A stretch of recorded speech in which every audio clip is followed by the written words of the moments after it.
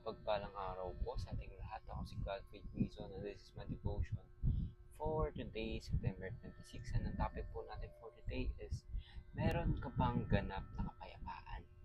So, sufficiency of Scripture.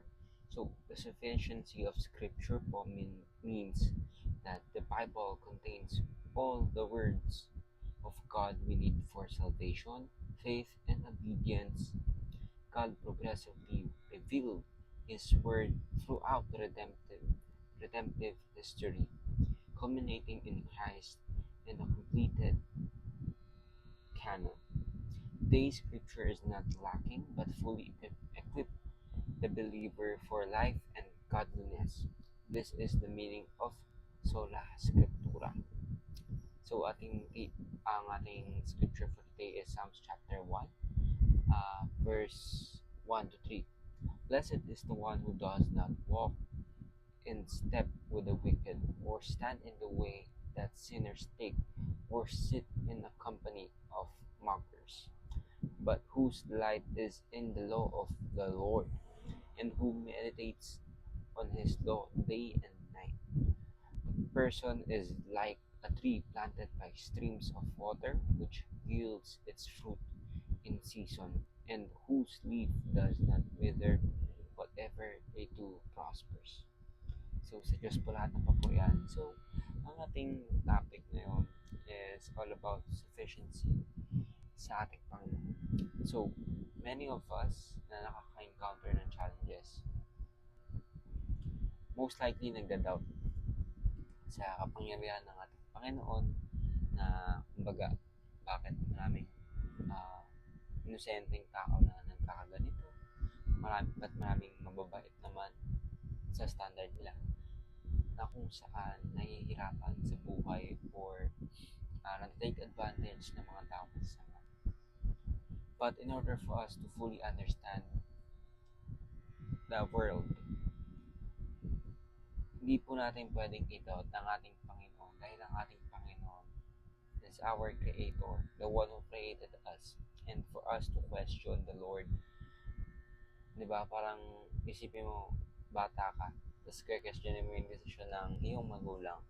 Of course, yung magulang mo ay nakakaalam talaga na the best plan. Pero sa atin, we may not see it now, but of course, our Lord God has the best plan para po sa atin.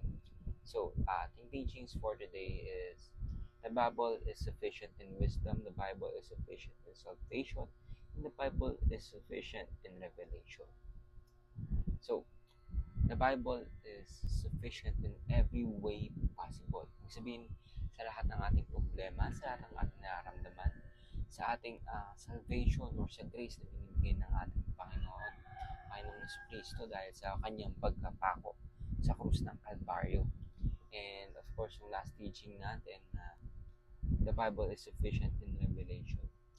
So, for us na may mga katanungan sa buhay, we must first inquire or study the rules or the laws and yung teachings na binigay ng ating Panginoon throughout the history of mankind. So, for us human beings ngayon na nakikita nyo itong video or devotion po natin for today is, of course, hindi po natin malalaman lahat ng bagay, pero of course yung talagang need natin na knowledge and wisdom ay nasa Bible na po. Of course, lahat ng kasagutan sa ating problema ay nasa Bible. It's up to us to apply it for ourselves and to really deepen our relationship sa ating Panginoon. So, yung change ay magsimula sa atin, sa ating pagtanggap sa ating Panginoon. So, if we have our questions in life, we must say it directly sa ating Panginoon in order for our Lord and Savior, Jesus Christ, to guide us in every way possible. So, ayun lang po, ako si Godfrey Quizon and this is my devotion for today, September 26. Sana po ay marami kayong tunan. Ayun lang po, and God